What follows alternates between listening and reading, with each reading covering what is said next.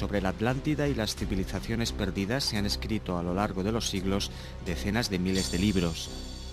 La mayor parte de ellos se fundamentan en ciertos autores clásicos, así como en determinadas pervivencias folclóricas y populares. Algunos defensores de la tesis de la Atlántida, como ciertas corrientes ocultistas, hacen remontar sus tradiciones a una pretendida doctrina secreta con origen en la más remota antigüedad, transmitida de generación en generación por una supuesta cadena de iniciados. A pesar del triunfo del positivismo y del racionalismo, la creencia en una desconocida madre de las civilizaciones no hace más que crecer. A ello ha colaborado el auge del revisionismo histórico al estilo de Graham Hancock, la nueva ola del pensamiento New Age importada de California, y últimamente el éxito de la fantasía histórica con autores como Dan Brown o Matilde Asensi. Por otro lado, millones de personas han depositado su fe en una serie de doctrinas religiosas neopaganas íntimamente relacionadas con la creencia en una supuesta civilización perdida. Buena parte de este bagaje argumental está constituido por suposiciones carentes de todo valor científico. La ortodoxia histórica califica esta materia como cosa de lunáticos, pero la ciencia no puede ignorar que algunos argumentos de los defensores de la tesis de la Atlántida se apoyan sobre datos contrastables. En este reportaje el espectador tendrá acceso a una serie de documentos y datos que la ciencia oficial o bien ha ignorado o bien no ha reconocido y que por sí solos cuestionan la noción tradicional sobre el origen de la civilización.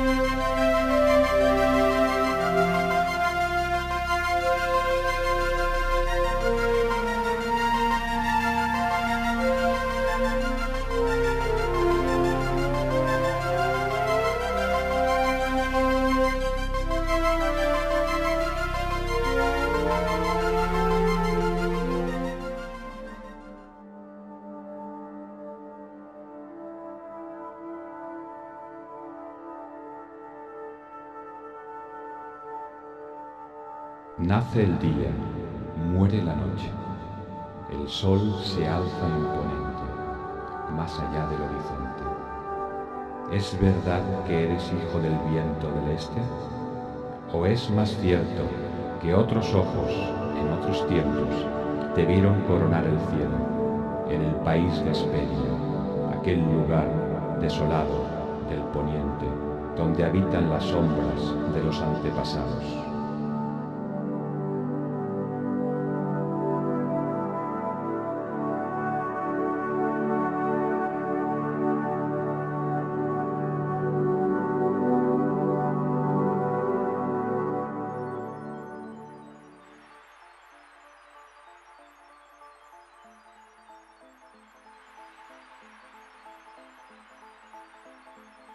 En el imaginario mundial, una serie de mitos y tradiciones se repiten una y otra vez, con algunas variaciones pero con numerosos puntos en común. En las tradiciones nórdicas y griegas, en la mitología sumeria y en el Génesis hebreo encontramos referencias similares, entre ellos el paraíso primigenio, el diluvio, el mito de Babel o el Éxodo. En la mitología mesoamericana, andina, védica, china o polinesia se vuelven a repetir las mismas constantes, en ocasiones con asombroso grado de similitud. Todos estos corpus míticos aluden a una era de asombrosa antigüedad en la que se produjeron determinados acontecimientos que marcaron un antes y un después en la evolución del ser humano en la Tierra. Las más conocidas tradiciones en el mundo occidental son, por supuesto, las que podemos encontrar en el Génesis hebreo y en el mito platónico de la Atlántida. El relato del Critias y del Timeo de Platón indica que en el año 590 a.C.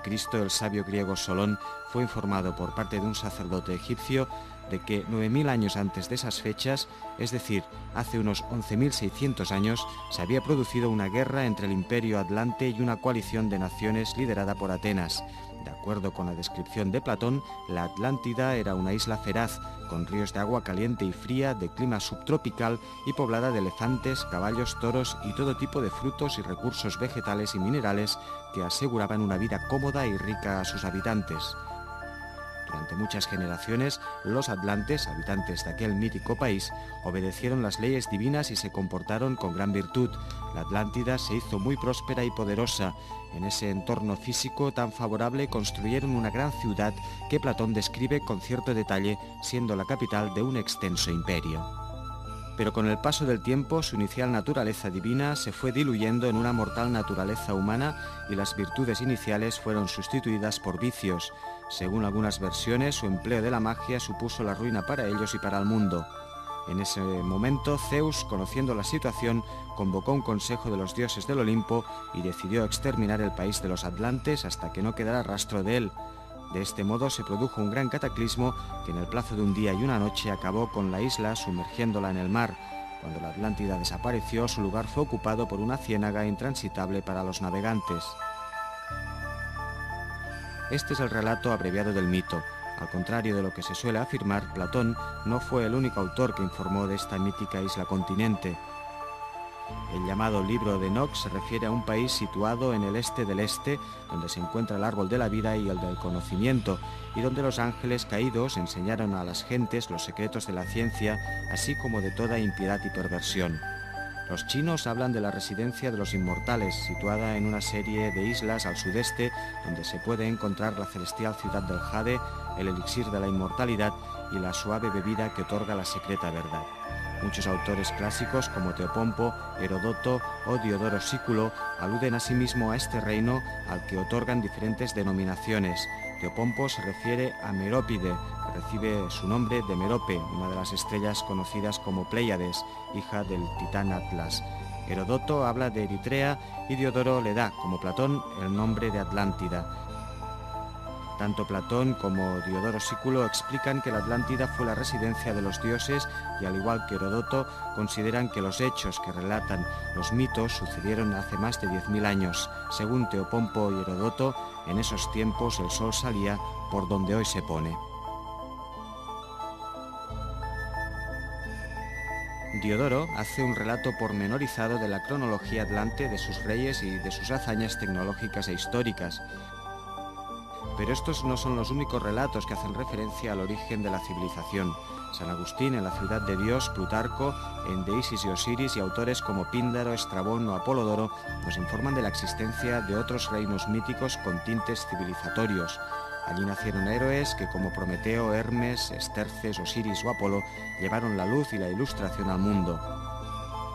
En definitiva, la tradición clásica nos habla de un antiguo reino perdido en las brumas del tiempo, famoso por su felicidad y su sabiduría, que fue destruido por algún acontecimiento de carácter catastrófico. Pero, ¿qué hay de las doctrinas históricas reconocidas por la ciencia ortodoxa? ¿Avalan el espíritu o la letra del mito?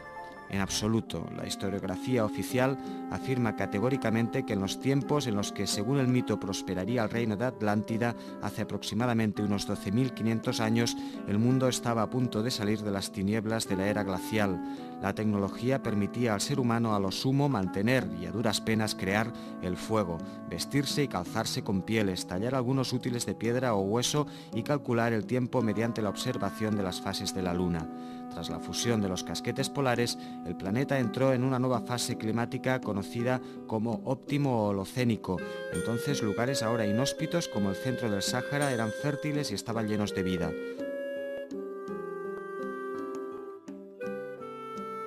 Poco después se establecerían las bases de los orígenes de la civilización. Arthur Gordon Childe llamó a ese cambio tecnológico y social revolución neolítica. Al conocimiento de los ritmos cíclicos de la naturaleza y a la domesticación de los animales y las plantas, el ser humano le debe el nacimiento de la agricultura y de la ganadería.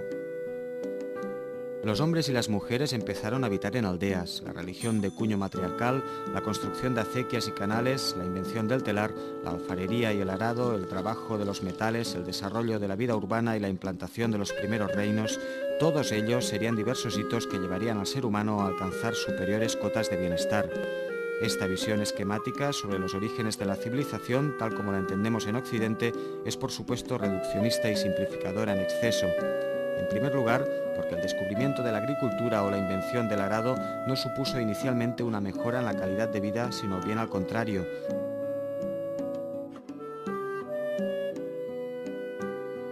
En todo caso, sí que permitieron un incremento de la población por unidad de territorio. En segundo lugar, porque no en todos los lugares del mundo siguieron esta pauta. Algunas sociedades, a lo sumo neolíticas, por lo que se refiere a su tecnología física, como la maya, igualaron o superaron a la civilización europea, por lo que se refiere al conocimiento de la astronomía o al cultivo de ciertas artes intelectuales. Y por último, porque el desarrollo de la civilización en modo alguno tiene carácter lineal, siguiendo una línea marcada por un hipotético progreso continuo y acumulativo. Más adelante comprobaremos que las sociedades antiguas disponían de saberes tecnológicos y conocimientos que aún hoy nos asombran. Solo por ello hemos de poner en cuestión la creencia de que hace 10.000 años el mundo entero estaba habitado por hordas de cavernícolas salvajes y primitivos.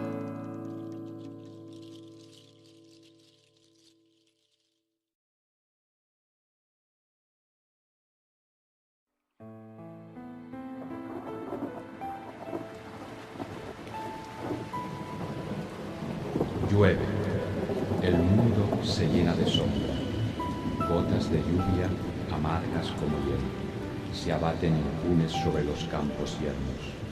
El refulgir del rayo rasga las tinieblas. Un trueno pavoroso oprime los pechos de los valientes. El mar se encauta, la tierra exuda torrentes de lágrimas. Los elementos se desatan, se han abierto las puertas del abismo. Se han roto los pilares del cielo, se acabó la dicha, murió la esperanza, las nubes se disipan, un mundo agoniza.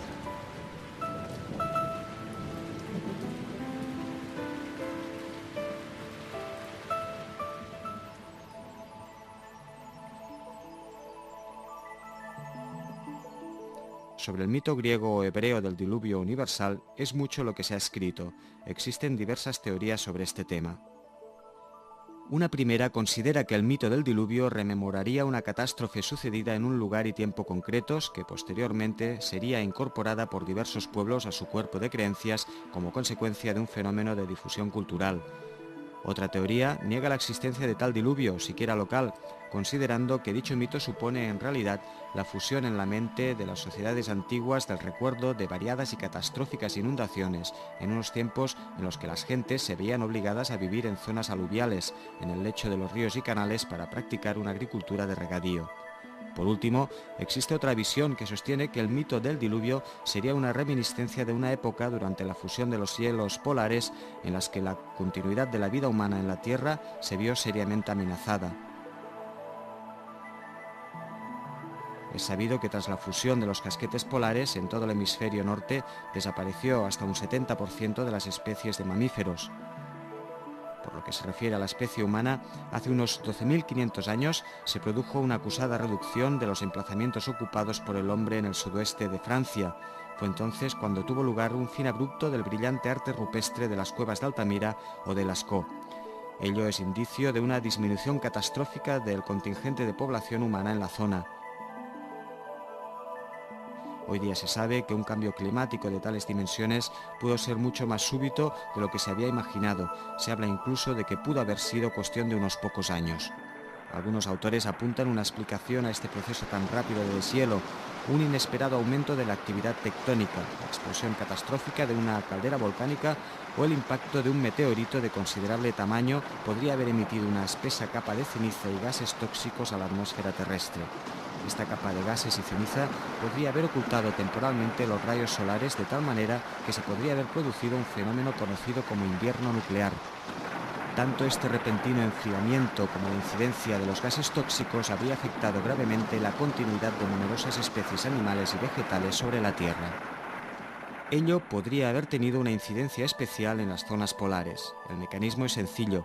Una película oscura de ceniza sobre la nieve y el hielo polar disminuye su capacidad de reflexión de los rayos solares, el llamado albedo, incrementándose así el deshielo. Una vez que este fenómeno comienza, es fácil que tenga continuidad, acentuándose más y más. Con el deshielo, el inmenso depósito de gases de efecto invernadero retenido en los casquetes glaciares sería liberado a la atmósfera, produciéndose un incremento rápido de las temperaturas. El deshielo de los casquetes polares provocó que el nivel del mar ascendiera a una media de 8 centímetros anuales. En cuestión de decenios, el nivel del mar se incrementó en 120 metros, millones de kilómetros cuadrados de zonas aluviales, en las riberas de los ríos o en las costas someras fueron inundadas. Multitud de yacimientos arqueológicos, situados en las zonas más favorables a la vida humana, han desaparecido irremediablemente bajo las aguas. La existencia de palacitos, casas elevadas por pilares en muy diferentes partes del mundo, podría ser una reliquia de esos tiempos en los que el nivel del mar no paraba de crecer. Hay quien opina que este proceso de deshielo acelerado podría haber provocado a su vez un incremento considerable de la actividad tectónica, del vulcanismo y de los terremotos. Por otro lado, el impacto de un cometa, la explosión de una caldera volcánica o la súbita rotura de una placa de hielo podría haber provocado un enorme tsunami u ola gigante con una altura de decenas e incluso centenares de metros.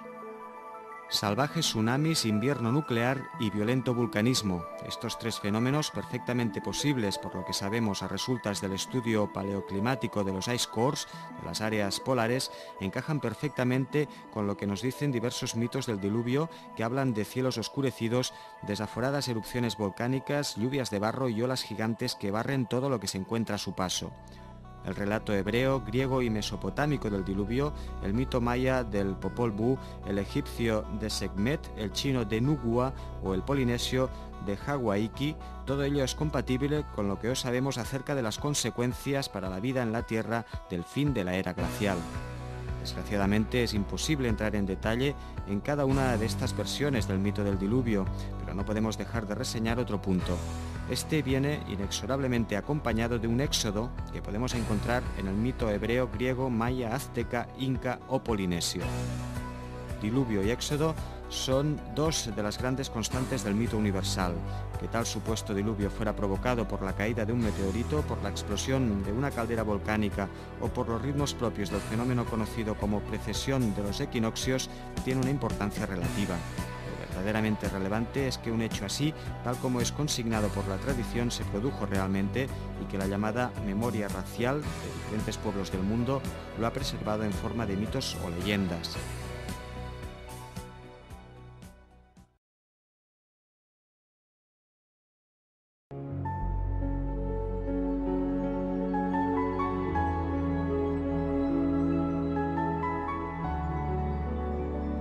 La niebla espesa y gélida irrumpe sobre las ruinas venerables.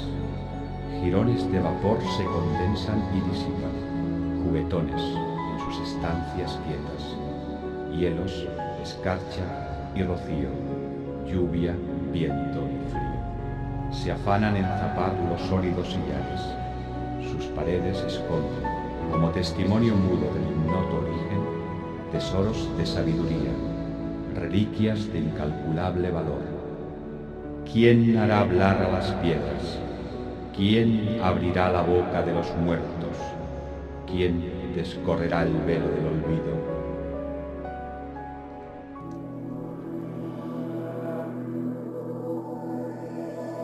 En el canto primero del Purgatorio de la Divina Comedia, Dante escribe: Me volví a la derecha y me hallé enfrente del otro polo, y vi en él 4 estrellas que solo ha visto la primera gente. Gozaba el cielo de sus llamas bellas. Oh viudo septentrión, pues que privado, tú por siempre jamás has de estar de ellas. Algo después continúa con el siguiente párrafo. Y el guía, ¿qué contemplas allá arriba? Yo contesté, las 3 vivas centellas cuyo ardor a este polo tanto aviva. Y entonces él a mí, las 4 estrellas que viste esta mañana están abajo, y estas subieron donde estaban ellas.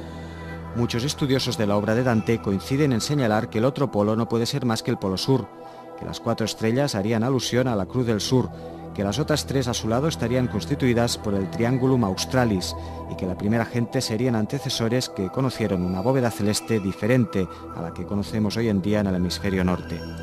Todo ello despierta inquietantes interrogantes. ¿Dicho pueblo primigenio vivió realmente en el hemisferio sur, en las antípodas de Europa, tal como parece señalar estos versos? Y si realmente dicho hipotético pueblo existió y contemplaba un horizonte estelar diferente al nuestro, ¿cómo lo pudo saber un sabio florentino del siglo XIII?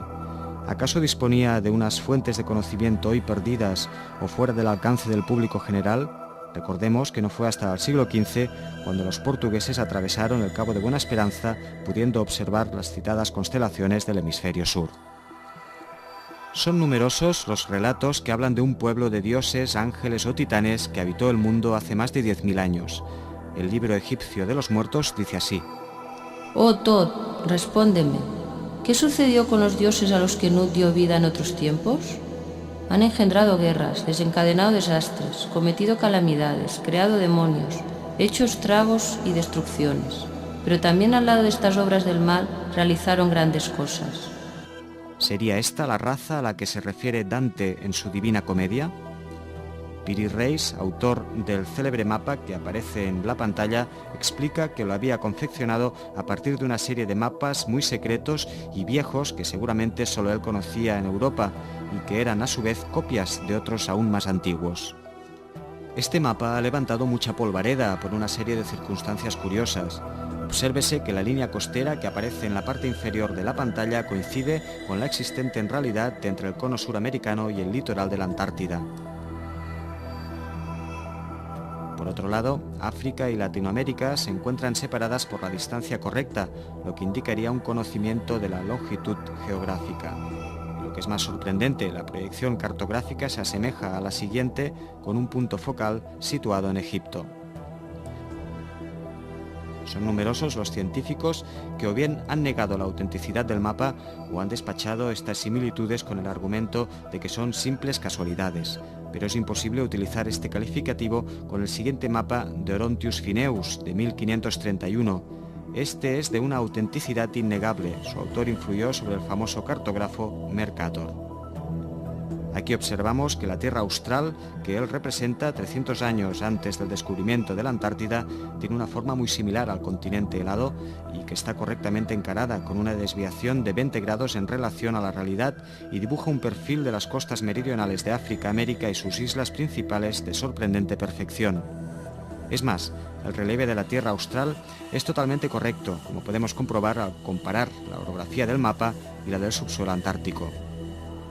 Este es un hecho que ha llevado a algunos a validar este documento como un auténtico mapa con al menos 9.000 años de antigüedad. Solo en el periodo conocido como óptimo holocénico o en fechas en las que la Antártida estaba lejos del Polo Sur, sus montañas podrían haber estado al descubierto para ser cartografiadas. En la actualidad son invisibles, pues están ocultas por una gruesa capa de hielo y nieve. Pero hay un detalle que demuestra de forma incontestable la validez y la antigüedad del citado mapa. Obsérvese el extremo sureste del continente asiático.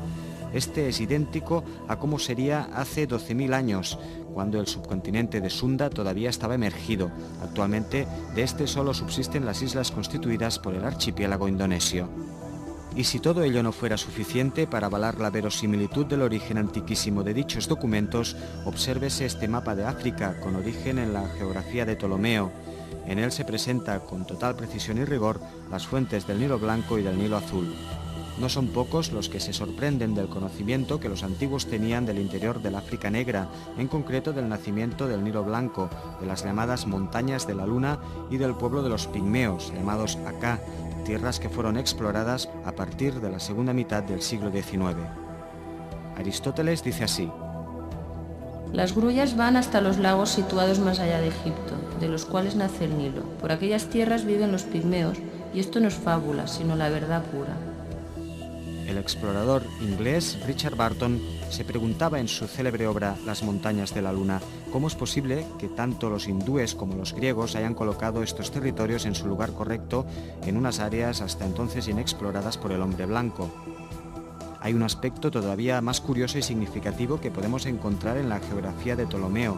El norte de África aparece jalonado por unos ríos y unos lagos numerosos e inmensos que existieron en la realidad hace 9.000 años, durante el periodo conocido como Óptimo Holocénico.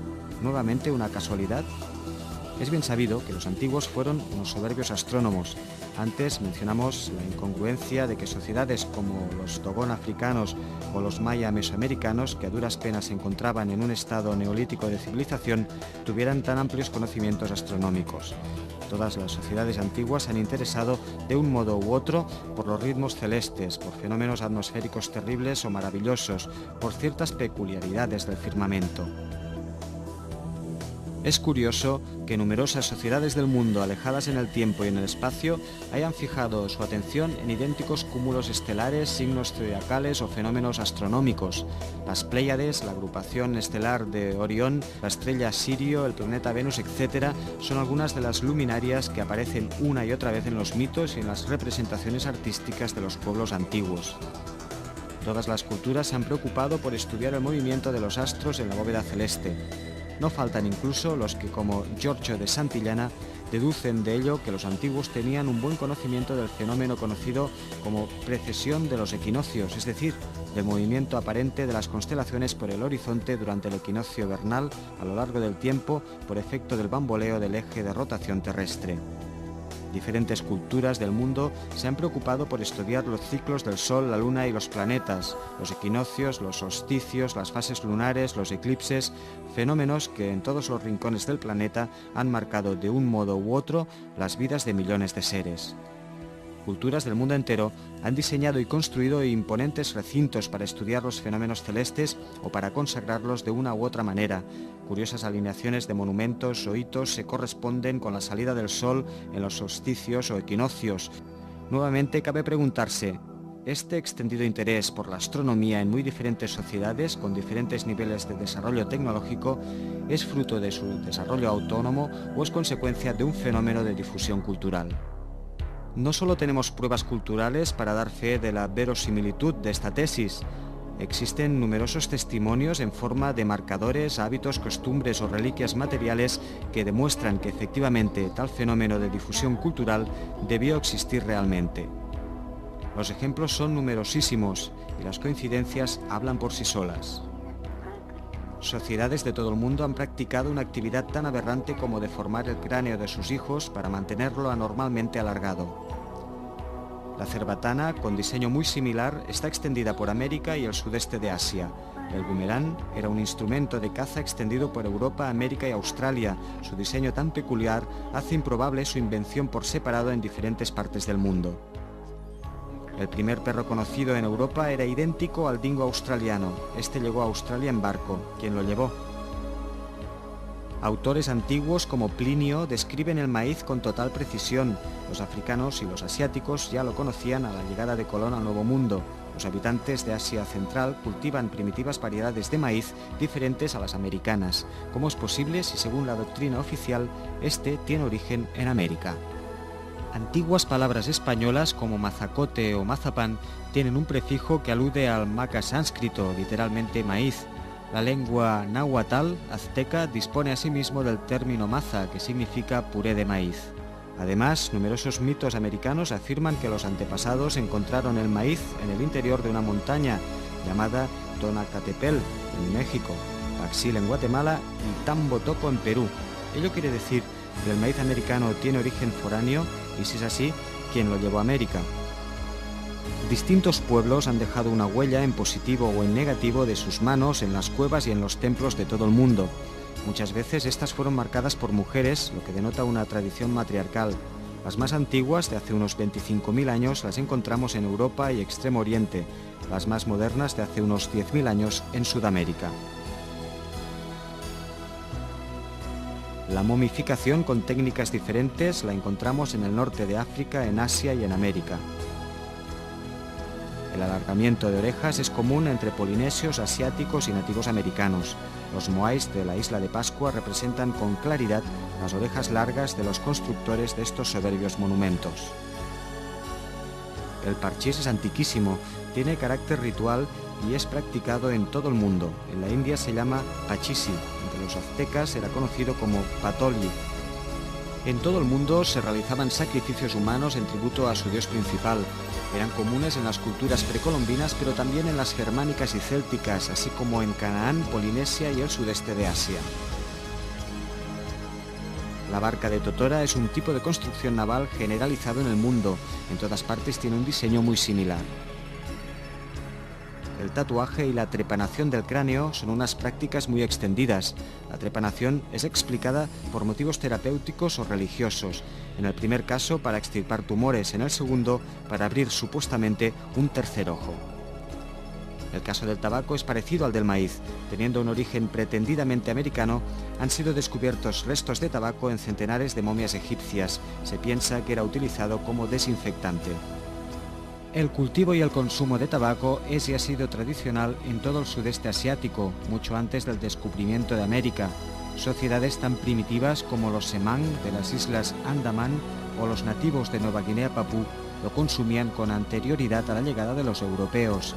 Alfred Wallace, primer visitante occidental de Dorey en Nueva Guinea, da fe de ello. Los nativos de Polinesia y del sudeste de Asia cultivaban la patata y el boniato, también con supuesto origen en América, antes de la llegada del hombre blanco. Así lo testimonia el descubridor de Hawái, James Cook. Estos son algunos de los muchísimos marcadores sociales y culturales que demuestran la existencia de contactos remotos entre sociedades muy distantes entre sí en el tiempo y en el espacio. Pero las coincidencias no acaban aquí. Las homologías son también observables en los corpus míticos, la simbología y los restos materiales de diferentes partes del mundo. Un ejemplo lo tenemos en un relato muy característico que tiene como protagonistas un dragón, un héroe y una princesa. Cierto país es devastado por un monstruo o dragón acuático que vive en el mar o en un lago. El dragón destruiría la entera población si no se le dotara regularmente de una víctima, generalmente una doncella virgen. Muchas de ellas han perecido de este modo, llegando el momento de sacrificar la hija del propio rey. Esta es expuesta al monstruo, pero he aquí que llega un joven de humilde familia que con arrojo y valor mata al monstruo, salva a la doncella y como premio recibe del rey la mano de la princesa. Esta historia la encontramos en Japón, en Vietnam, en Escandinavia, en Escocia, en Grecia o en Senegambia. Estamos hablando, por supuesto, de la leyenda de San Jorge y el dragón. En Japón, el héroe se llama Susanoo y la princesa recibe el nombre de Inada. En Grecia, los principales protagonistas son respectivamente Perseo y Andrómeda. Distintos caracteres, pero una misma historia. ¿Solo una casualidad? ¿Cómo podemos observar a partir de las siguientes imágenes, el mito del dragón o de la serpiente con alas de pájaro es universal? Lo hallamos en prácticamente todas las culturas del mundo. En algunas, como en Europa, tiene connotaciones negativas, en otras, como en Asia, su papel es más positivo. Sea como sea, se trata de un residuo de una tradición muy remota que ha subsistido en muy distintos lugares. Pero este no es el único ejemplo.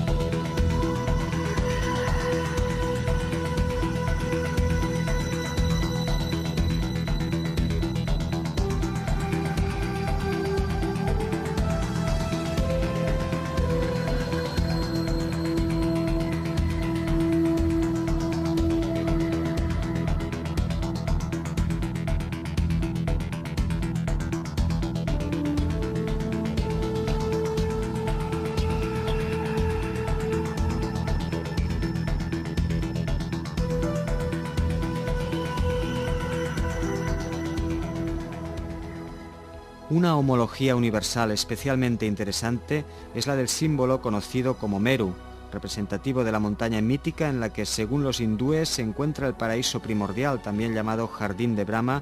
Simboliza el centro del gran mandala que aparece en numerosas representaciones de diferentes religiones y culturas. Este, curiosamente, tiene gran similitud con los círculos que caracterizan a la Atlántida descrita por Platón. La palabra sánscrita mandala significa literalmente círculo. En el centro de este hay un punto o bindu que representa el monte Meru, la montaña mítica que está en mitad del universo. Así pues, el mandala es el contenedor circular del espacio sagrado, como podemos observar en numerosos símbolos de todo el mundo. Ahora más que nunca es lícito preguntarse qué pueblo, si existió, difundió por las 4 esquinas del mundo similares pautas simbólicas, religiosas y culturales.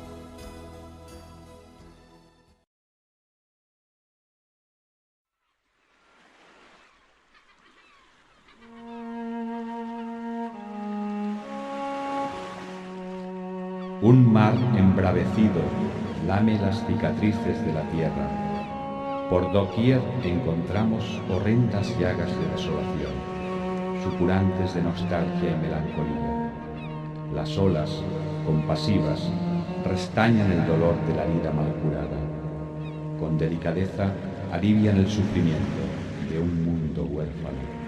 Y, generación tras generación, se esfuerzan en borrar el recuerdo de aquellos caminantes que tan profunda huella dejaron en los anales del tiempo y del espacio.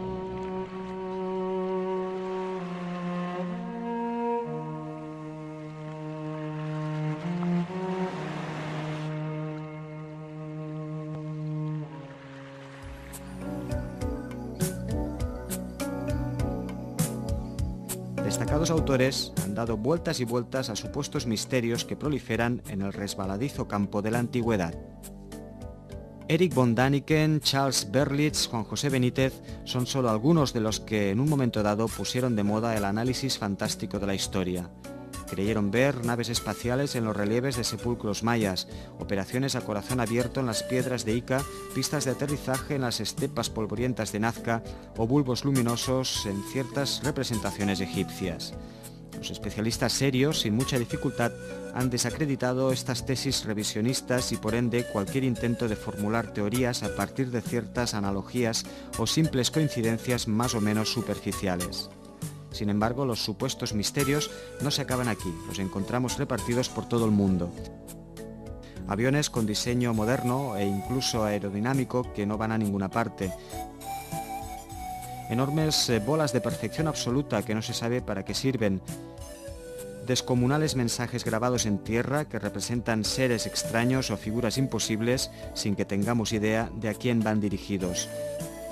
Pero esto no es todo, aún no hemos encontrado respuesta para los siguientes hechos.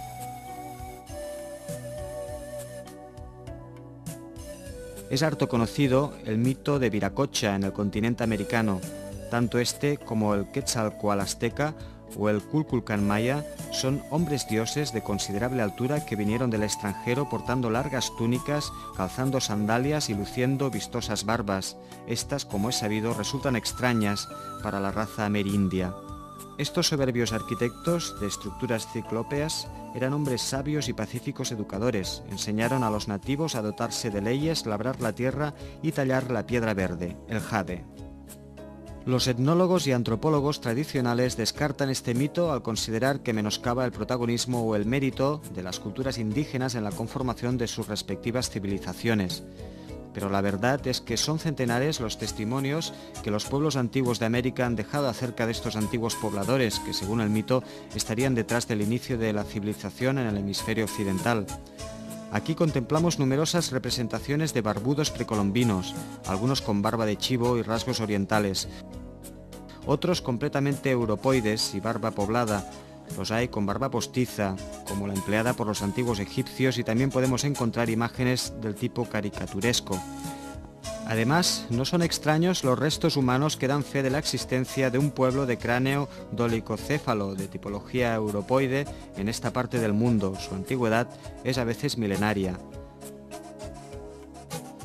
Los viracochas, hombres blancos de larga túnica y poblada barba, no estaban solos, estaban acompañados por hombres y mujeres de otras razas, generalmente en posición de igualdad. En estas imágenes observamos representaciones precolombinas de negroides, europoides y mongoloides, todos en supuesta armonía entre sí. En esta otra imagen, un europoide, portando un turbante, azota con un látigo a un nativo americano. La iconografía mesoamericana parece dar a entender que la forzada convivencia entre caucasoides, negroides y mongoloides por un lado y nativos americanos por otro tuvo un fin abrupto cuando los primeros fueron exterminados de forma sangrienta por los segundos. Aquí vemos a negroides y caucasoides en posiciones grotescas tras ser posiblemente torturados. Pero estos no son los únicos testimonios que revelan en América realidades ignotas para las que la ciencia oficial no tiene explicación. Tras el mito del Dorado, la mítica ciudad de Manoa, que dio nombre a la capital de la Amazonía brasileña, Manaos, se ocultan multitud de tradiciones que nos hablan de ciudades perdidas en la selva o en las neblinosas cimas de los Andes, habitadas por hombres y mujeres de rostro pálido y cabello rojo. El español Juan de Castellanos describió con los siguientes versos a mediados del siglo XVI a los habitantes de la ciudad perdida de Manoa. Porque también afirman indios viejos haber vecinos por aquel paraje que en barbas y cabellos son bermejos. Esto decían y muchas otras cosas. Lo cierto es que la selva ha engullido a numerosos aventureros que, como el coronel británico Percy Fawcett, fueron en su búsqueda. Este explorador, inmortalizado en el cine en la figura de Indiana Jones de Steven Spielberg, desapareció cuando andaba tras los restos de una civilización perdida, fabulosamente antigua en el corazón profundo de América del Sur. El reino legendario del Dorado, si es que no tiene nada que ver con enclaves como Tiwanaku o Sacsayhuamán en los Andes, no ha sido encontrado todavía, pero hoy se sabe que la verdadera cuna de la civilización en América no se encontraba ni en México ni en Perú, sino en plena selva amazónica. Los hallazgos que dio a conocer el explorador y aventurero francés Marcel Ouimet así parecen atestiguarlo.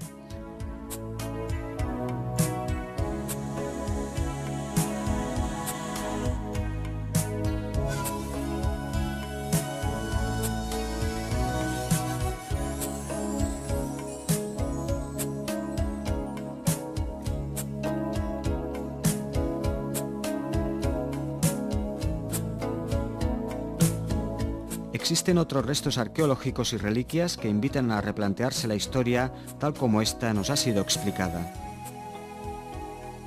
Estas figuras talladas en una estela de la ciudad maya de Copán representan indudablemente a dos elefantes montados por sendos hombres, por mucho que los arqueólogos convencionales nos traten de convencer de que se tratan en realidad de una pareja de guacamayos.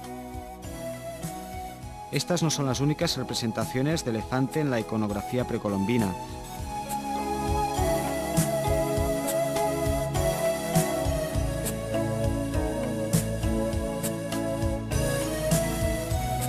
Aquí tenemos otros restos constituidos por placas y monedas tanto de piedra como de oro que los estudiosos se han negado a estudiar, alegando que son falsificaciones. Aquí volvemos a encontrar la figura de un elefante. Algunos de ellos, pertenecientes a la colección Crespi de Ecuador, fueron recopilados por un misionero que ejercía sus funciones en la selva. Antes de su muerte, acaecida en 1982, aseguró que tales piezas le fueron confiadas por los indios del lugar. La ciencia oficial se ha negado a tomar en consideración estos objetos. En definitiva, ¿cómo es posible que existan tantas y tan variadas representaciones del elefante en América? Recordemos que su pariente cercano, el mamut, desapareció en este continente con el fin de la era glacial, hace aproximadamente 12.000 años. ¿Estaríamos hablando de reliquias simbólicas de un pasado ancestral introducidas en América por un pueblo foráneo de barbudos proveniente de las selvas de Asia, único lugar donde existen elefantes domesticados?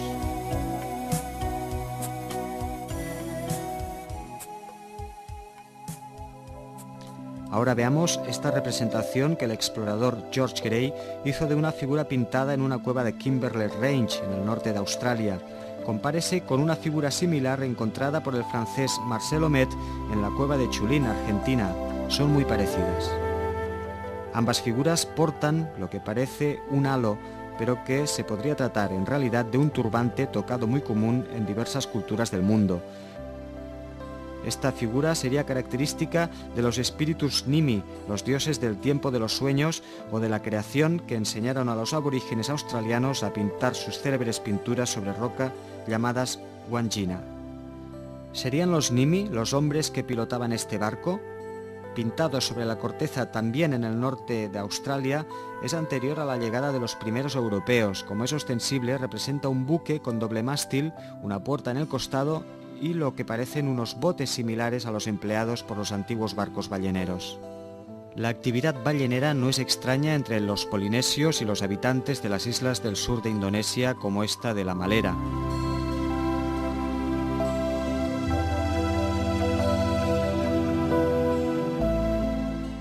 Son numerosas las representaciones de barcos en el sudeste de Asia y el área del Pacífico similares a estas del norte de Europa. Lo que no es tan normal es la presencia de una puerta en el costado, la única embarcación de la que hay noticia antes del siglo XX con características similares es la descrita en el mito del diluvio bíblico. Hazte un arca de madera de ciprés, haz compartimentos dentro de ella y calafatéala por dentro y por fuera. La harás así, 300 codos de largo, 50 de ancho y 30 de alto. Pon la puerta del arca a su lado y hazle 3 pisos. Hombres que portan turbante, que pilotan barcos balleneros con puertas en un costado, ¿podrían tener algo que ver con el siguiente dibujo sobre corteza con origen en Australia? Aquí aparece un personaje que calza sandalias con cabello lacio, atacado por un calamar gigante. Los aborígenes australianos, pueblo de tierra firme como pocos, ¿cómo podían conocer a este fabuloso animal, el bocado favorito de la ballena gris, que vive en aguas profundas?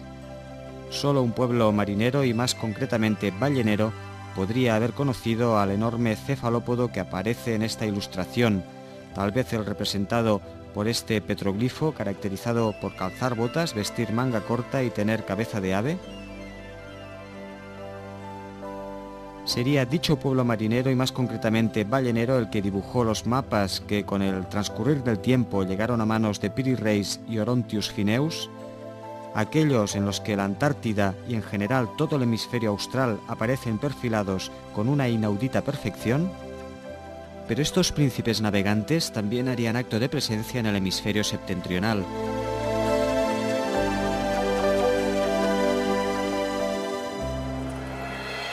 Ahora obsérvese esta placa circular llamada comúnmente Disco de Phaistos. Este documento de al menos 3.700 años de antigüedad fue encontrado en Creta por una expedición italiana en el año 1908.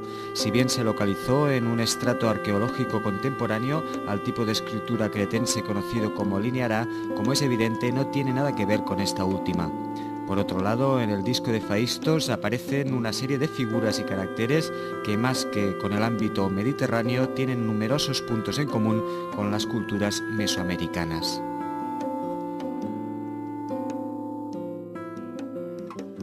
La más chocante es sin duda la representación de esta mazorca de maíz, claramente perfilada y dibujada. Ello no nos debe extrañar si tenemos en cuenta que el escritor romano Plinio el Viejo, en su Historia Naturalis, describe así esta planta.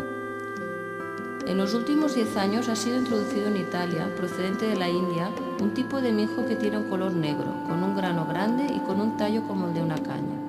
Crece hasta 7 pies de altura, con pelos muy grandes, son llamados lacrim, siendo el tipo de cereal más prolífico. Así pues, el Disco de Phaistos da fe de la existencia en Europa de una serie de rasgos culturales y tecnológicos que fueron compartidos por otras sociedades situadas al otro lado del Atlántico, o tal vez dicha placa fuera un vestigio de otra sociedad muy anterior, madre de las culturas del Viejo y del Nuevo Mundo.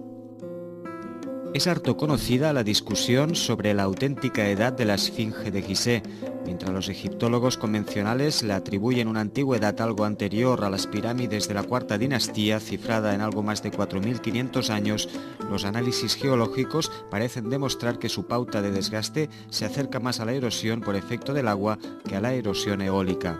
Teniendo en cuenta que la Esfinge ha estado cubierta durante la mayor parte de su historia por gruesas capas de arena, un proceso erosivo tan severo se hace francamente difícil, especialmente en un clima tan árido como el del norte de Egipto.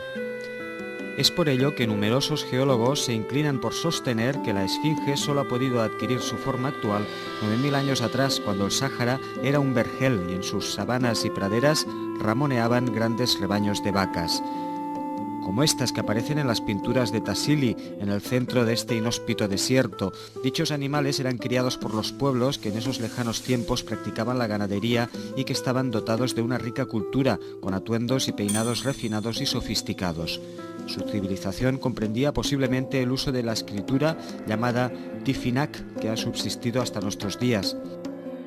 Con la excepción de las soberbias civilizaciones del Indo y de la antigua China, el continente asiático ha sido desdeñado por la historiografía occidental, negando su papel central como foco de cultura y civilización.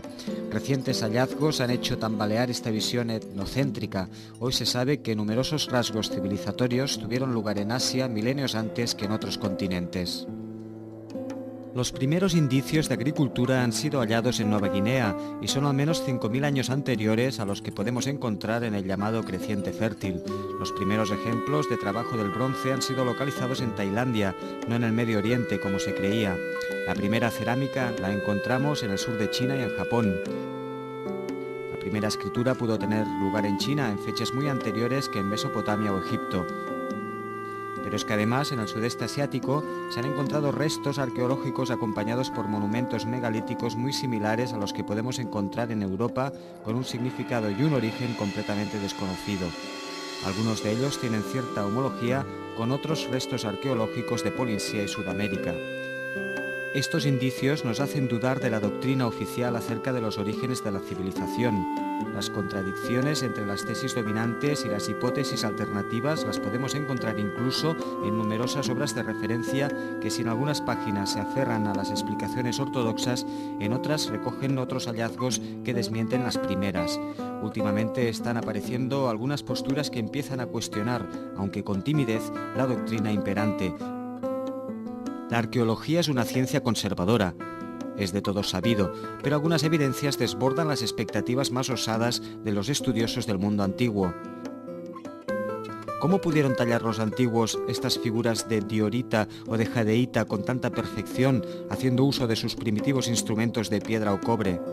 Los egipcios llegaron a moldear por dentro y por fuera jarros y vasijas de duros materiales pétreos. ¿Cómo lo hicieron? Con la tecnología actual, ellos hoy en día una tarea imposible.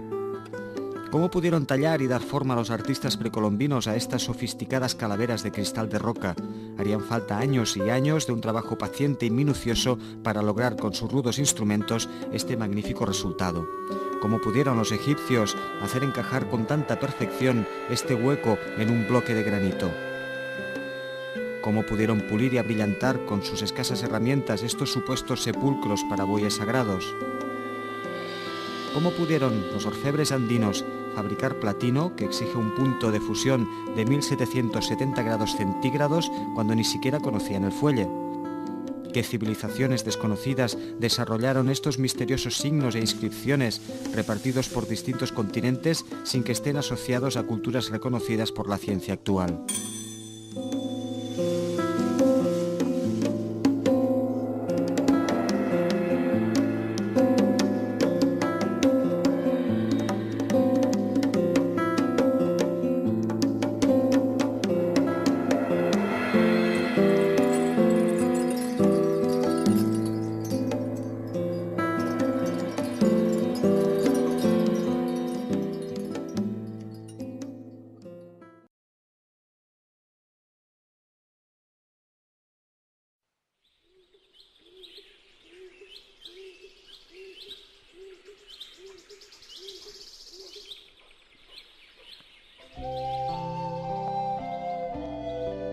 En el alto cielo, las nubes algodonosas dibujan caprichosos diseños de vapor y viento. Son retratos oníricos de un mundo imaginario, poblado de fantasías y difusos recuerdos, ecos de un pasado muy lejano que con el transcurrir del tiempo ha poblado de dragones y sirenas el abigarrado mundo de los sueños.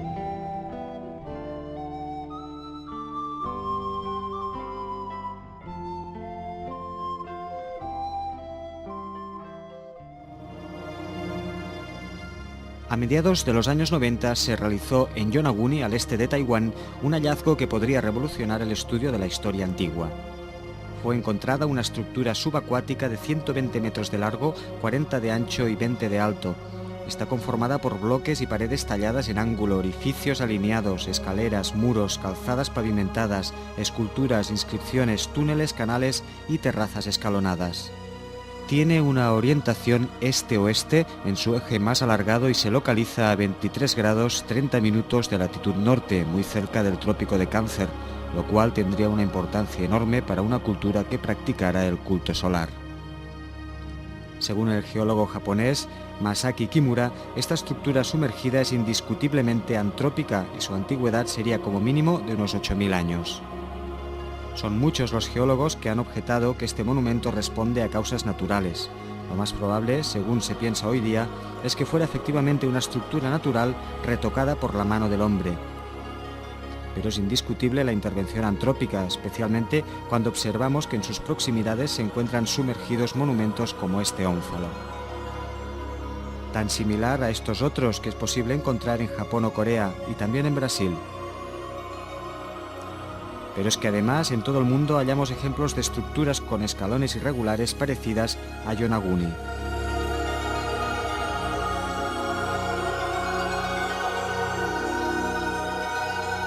O bien núcleos rocosos tallados o incluso excavados por el ser humano, con un sentido que se nos escapa hoy en día.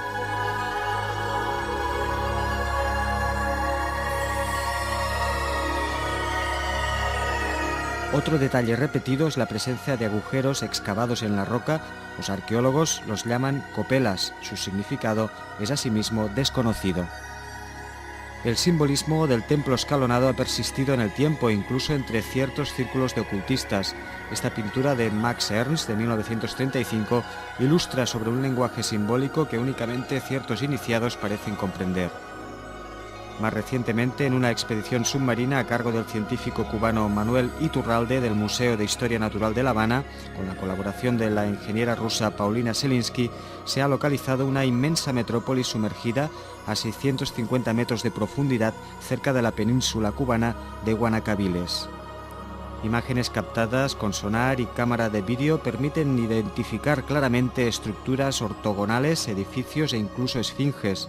Dichos científicos hallaron cámaras cuadradas rodeadas de gruesas paredes, estatuas o elementos megalíticos con figuras geométricas. Ambos consideran que su origen es indiscutiblemente antrópico. Y no podemos olvidar el descubrimiento efectuado hace algunos decenios de las calzadas sumergidas de Bimini, o de estos restos enfrente de las costas libias sumergidos a gran profundidad. Pero para encontrar indicios de las andanzas de estos príncipes navegantes no hay que ir demasiado lejos. Los encontramos en Europa, muy cerca de casa, en nuestros inveterados megalitos. Es común pensar que estos intrigantes monumentos, en ocasiones con un tamaño desproporcionado, son característicos de Europa, pero la verdad es que los podemos encontrar en todo el mundo. En África, en América,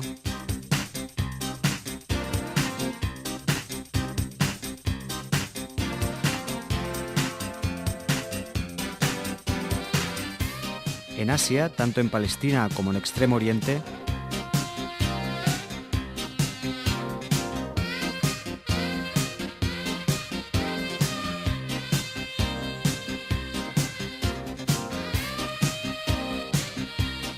en ocasiones la maestría de los antiguos supera todo lo imaginable. A los incas se les atribuye unas artes constructivas que muy posiblemente son mérito de otras culturas muy anteriores. Técnicas similares como el encaje de piedras con múltiples ángulos han sido aplicadas en otros lugares. Los expertos contemporáneos han planteado numerosas hipótesis para tratar de explicar cómo los antiguos pudieron construir tan soberbios y descomunales monumentos, a veces acarreando piedras de más de 200 toneladas a largas distancias.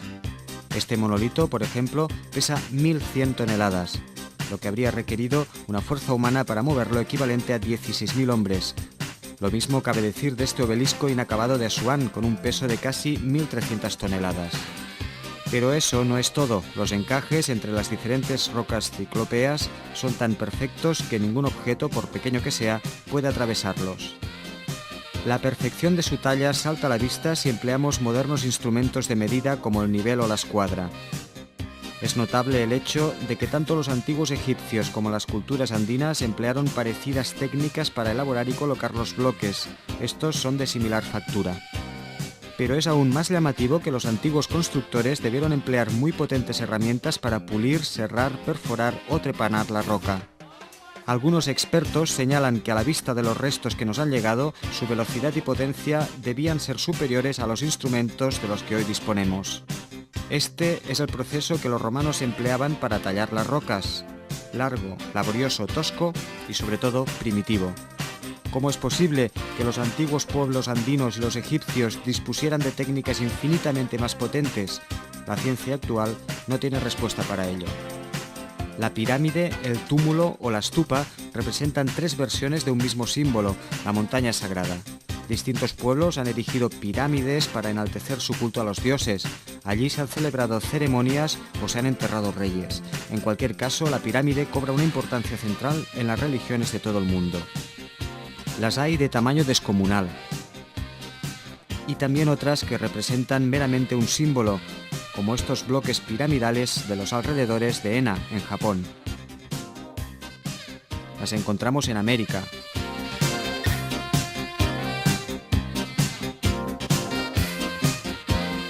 en África, en Canarias, en Europa,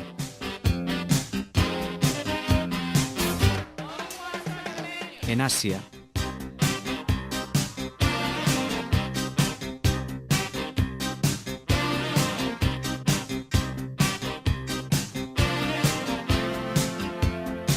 en Polinesia. Algunas son de tierra, otras son de piedra, las hay escalonadas, truncadas, con escalones, etc. Las hay de todos tipos, pero todas expresan el mismo lenguaje, el que se esconde detrás de la montaña sagrada. ¿El Monte Meru? Como es evidente, las más arquetípicas o paradigmáticas son las conocidas tres pirámides de la meseta de Gizeh. La doctrina oficial asegura que fueron construidas durante la Cuarta Dinastía y por consiguiente tienen una antigüedad en torno a los 4.500 años, pero lo cierto es que intentos posteriores de imitar a los hipotéticos constructores de la Cuarta Dinastía acabaron en fracaso. Es por ello que no son pocos los que se cuestionan si estos monumentos no serían en realidad muy anteriores. ¿Habrían sido construidos por los mismos que levantaron la Esfinge, si es que ésta tiene en realidad la antigüedad que le atribuyen los geólogos? ¿Habrían sido empleadas técnicas y estilos similares a los utilizados en las lejanas alturas de los Andes? Los hipogeos, como las pirámides, jalonan la geografía mundial. Eran centros de iniciación ligados a la tierra fértil y por ello están asociados a la diosa madre y al laberinto. En las cuevas, los hombres prehistóricos imprimieron sus manos en positivo o en negativo. En ellas plasmaron sus pinturas de magia simpática con las cuales hacerse propicios a la divinidad en la caza o en la fecundidad. Las cuevas han acompañado la espiritualidad y la religiosidad del ser humano. Las criptas de las catedrales son una reminiscencia de esta antigua tradición. Hoy día podemos encontrar repartidas por todo el mundo multitud de galerías, algunas enormes, sin propósito definido, con un origen completamente desconocido. Algunas, como estas de Jerusalén, tienen proporciones gigantescas. Ya la Biblia nos habla de ellas. En el libro de los Números se nos dice: Y desacreditaron entre los hijos de Israel la tierra que habían visto, diciendo: La tierra que hemos recorrido se traga a sus habitantes. El pueblo que hemos visto es de una altura agigantada. Allí vimos unos hombres descomunales, hijos de Enac, de raza gigantesca, en cuya comparación nosotros parecíamos langostas. Así pues, estas galerías eran habitadas por gigantes y fueron construidas antes de la llegada de los judíos a la tierra prometida en tiempos de Moisés. A la vista de estas imágenes es lícito preguntarse cómo se las ingeniaron los antiguos para mover, tallar al milímetro y sobre todo colocar estos imponentes bloques de piedra a semejantes alturas. Y sobre todo, ¿por qué lo hicieron?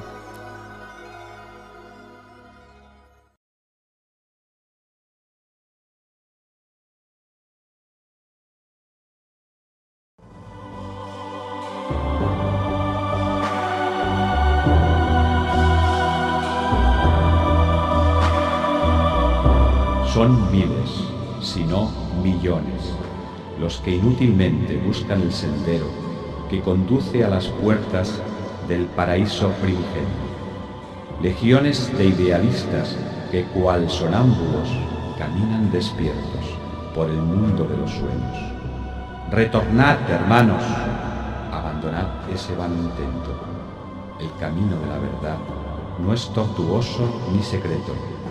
Lo hallaréis en todo lugar, en cualquier momento, en el trino del pájaro o en la mirada dulce y candorosa de la madre a su pequeño.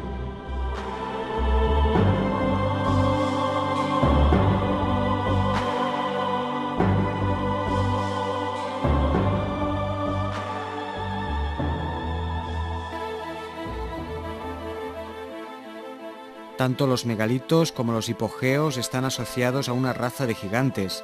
Los vascos los llaman gentillac o gentiles, aludiendo a su religión pagana. En Brasil, en la cuenca del Amazonas, eran pelirrojos con ojos azules.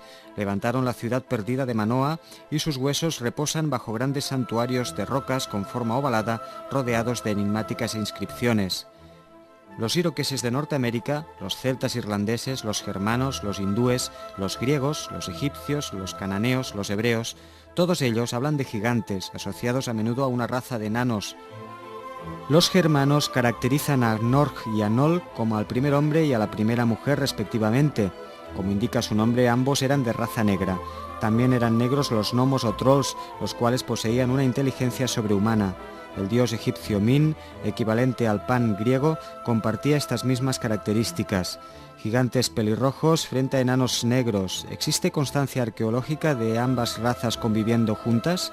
La primera evidencia la encontramos en Europa, en la Grotte des Enfants, no lejos de la ciudad francesa de Cannes. Al lado de 2 cadáveres de niños se hallaron ejemplares de una especie de concha, Cassis rufa, que únicamente se puede encontrar en los océanos Índico y Pacífico. En esa misma gruta, a 70 centímetros de un individuo de raza cromañón, europoide y de alta talla, se encontró un espécimen de raza Grimaldi, caracterizado por sus rasgos negroides y por su escasa altura.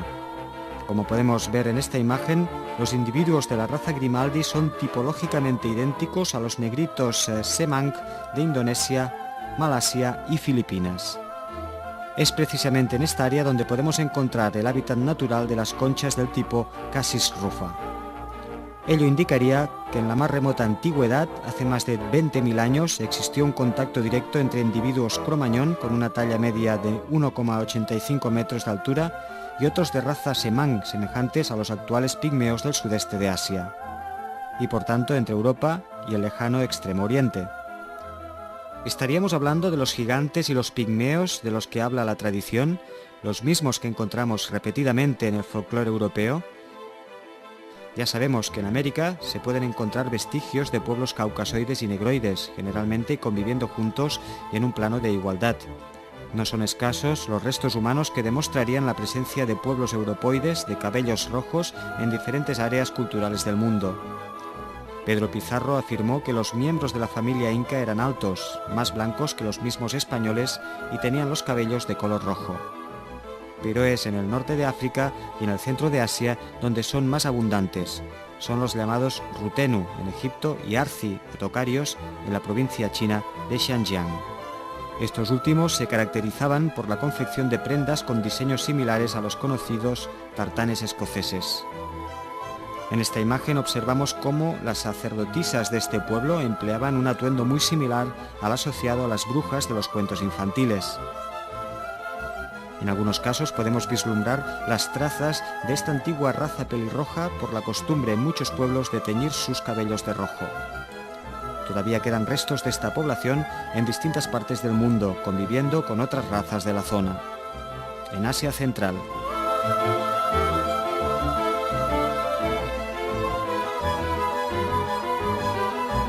O en la Polinesia. Aquí vemos un nativo pelirrojo de la isla de Pascua acompañando al navegante noruego Thor Heyerdahl. Los polinesios los llaman Urukeju.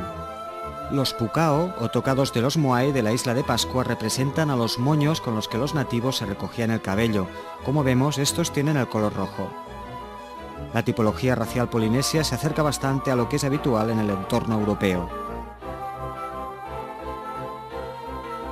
Y encontramos por último numerosos ejemplos de arte egipcio o mesopotámico que nos presenta individuos de estas características raciales. En el Conjuro 141 del Libro de los Muertos egipcios se lee: a la venerada diosa de cabellera rojiza, a la diosa amiga de la vida cuyos cabellos flotan en el viento. En definitiva, tanto los restos arqueológicos como las evidencias etnológicas y antropológicas señalan que el mito de los gigantes y los pigmeos, los legendarios constructores de megalitos, hipogeos y montañas sagradas, puede tener un fundamento real. Lo que está claro es que estas tipologías raciales están repartidas por los 5 continentes y son asociadas a los constructores de monumentos y de civilizaciones. Pero ¿cuál es su origen? Flavio Josefo, en su obra Antigüedades de los Judíos, nos dice que el paraíso terrenal, donde se encuentra el árbol de la vida y el de la ciencia, se sitúa en el oriente. El jardín está regado por un río que corre alrededor de toda la tierra y que está dividido en 4 partes: el Ganges, el Éufrates, el Tigris y el Nilo, los 4 grandes ríos de la antigüedad. Obviamente, dicho gran río es el río Océano, del que hablaban los griegos. Heródoto, en su célebre historia, sitúa el país de Gerión, más conocido como Tarsis, en el Levante, más allá de las columnas de Hércules. Para llegar allí, partiendo de Grecia, Heracles hubo de atravesar la lejana Escitia, es decir, las estepas ruso-asiáticas. El estrecho de Sunda, en Indonesia, bien podría ser las columnas de Hércules, de las que habla Heródoto. Y en el centro encontramos un volcán en activo, el Krakatoa, que según algunos tiene mucho en común con la montaña sagrada Meru. El libro de Enoc coloca de nuevo el jardín del Edén en el este del este, en un país rico en especias, plantas aromáticas y resinas. Los egipcios sitúan al misterioso país de Punt en un escenario similar. Algunos de estos mitos ubican el Edén más allá del mar Eritreo, es decir, al este del Océano Índico, que recibía ese nombre durante la antigüedad. Más allá del Índico está la India y, por supuesto, las Indias Orientales, las actuales tierras de Malasia o Indonesia, países por excelencia de las especias, del marfil y de todo tipo de artículos de lujo que dieron pie a la existencia de la llamada Ruta de la Seda. Pero hay un pasaje de la Biblia que es a este respecto especialmente significativo. Caín se alejó de la presencia de Yahvé y habitó el país de Nod, enfrente del Edén. Curiosamente, la ciudad de Edo, Tokio, se encuentra a escasos kilómetros de la ciudad de Noda. ¿Solo una casualidad? Nos atrevemos a decir que no.